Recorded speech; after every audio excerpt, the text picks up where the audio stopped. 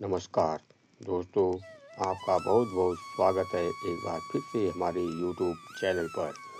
दोस्तों, रामायण के विशाल और गढ़ प्रसंगों में से सीता हरण वह अध्याय है जिसने पूरे युद्ध का आधार तैयार किया और त्रेता युग की सबसे महान कथा को जन्म दिया। और इस घटना के पीछे सिर्फ एक ही कारण नहीं था, बल्कि अनेक घटनाएं, श्राप, प्रतिशोध, अपमान, अहंकार, राजनीति, भविष्यवाणियों और देवी योजनाओं एक दूसरे में उलझकर ऐसे जाल में बदल गई कि रावण को अंततः वह कदम उठाना पड़ा जिसने उसके स्वर्ण लंका साम्राज्य और समस्त राक्षस राज्य का अंत निश्चित कर दिया।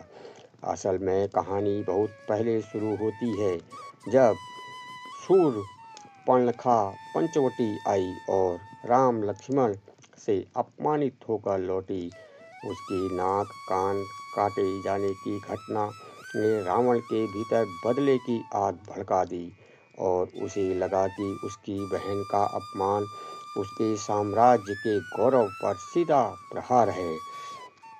पर यह सिर्फ प्रतिशोध नहीं, इसके पीछे उससे भी बड़ा कारण था, क्योंकि इससे पहले रावण ने एक बार सीता के पिता राजा जनक को भी अपमानित करने की कोशिश की थी, परंतु वह सफल नहीं हुआ था। और उसके मन में यह विचार बैठ गया था कि एक दिन वह जनक की पुत्री को किसी तरह अपने वश में करके दिखाएगा। वही अहंकार उसकी योजना का बीज था। इसके अलावा रावण को यह भी ज्ञात था कि सीता साधारण स्त्री नहीं, बल्कि देवी प्रकृति शक्ति का रूप है। और उसे अपने वरदानों पर इतना भरोसा था कि उसे लगा कि यदि वह सीता को लंका ले आएगा तो कोई देव, दानव या मानव उसे नहीं रोक सकता। परंतु वह यह भूल गया था कि उसके ही पूर्वजों को मिले श्रापों में यह कहा गया था कि एक दिन उसके अहंकार का विनाश एक ऐसे मानव के हाथों होगा जो विष्णु का अवतार होगा। और यही श्राप उसकी नियति तय कर चुके थे। इसके अलावा मारीच का स्वर्ण मृग बनकर पंचवटी में जाना भी रावण की पूरी चाल का हिस्सा था, क्योंकि शूर्पणखा की घटना के बाद मारीच ने रावण को समझाने की कोशिश की थी कि राम से दुश्मनी उसके विनाश का कारण बनेगी। लेकिन रावण के भीतर का अहंकार और बदले की आग इस तरह से सहन नहीं कर पा सकी और उसने अपनी बुद्धि से अधिक अपने क्रोध को महत्व दिया। वही दूसरी ओर रावण को यह भी लगा कि यदि वह सीता को लंका ले आएगा तो राम अपने वनवास को छोड़कर युद्ध करने आएंगे और वह उन्हें आसानी से हरा देगा, क्योंकि उसे अपनी शक्ति, वैभव, सामर्थ्य और वरदानों पर अत्यधिक घमंड था। इसी बीच शूर्पणखा ने रावण के मन में यह भी भर दिया कि सीता अत्यंत रूपवती है और उसके गौरव के योग्य है, जिससे उसके मन में आसक्ति और इच्छा का बीज और गहरा बैठ गया। परंतु रावण ने सीता को छूने का प्रयास भी नहीं किया, क्योंकि उसे ब्रह्मा का वह श्राप याद आ गया था कि किसी भी स्त्री को उसकी इच्छा के विरुद्ध छूने पर उसका शीघ्र नाश हो जाएगा।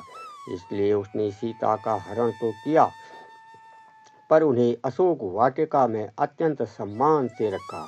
लेकिन असल कारण सिर्फ वासना या प्रतिशोध नहीं था, यह एक दैवी योजना का हिस्सा था जिसमें रावण स्वयं एक साधन बन चुका था, क्योंकि ब्रह्मा, विष्णु और देवताओं ने पहले ही तय कर दिया था कि रावण का वध सिर्फ एक मानव अवतार द्वारा होगा। और उसी योजना को पूर्ण करने के लिए घटनाएं स्वतः घटित होती चली गई।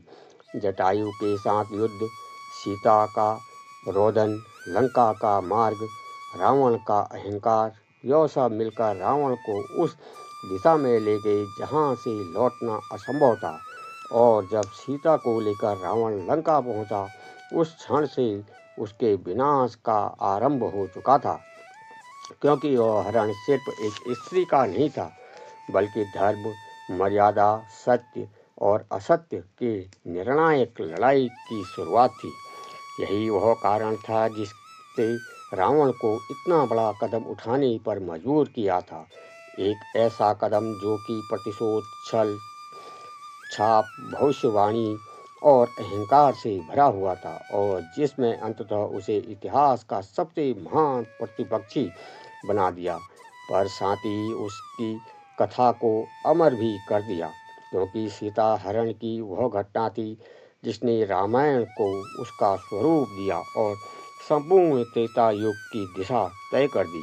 दोस्तों, इस वीडियो में दी गई जानकारी हमने सभी इंटरनेट के माध्यम से प्राप्त करके आपको दी है।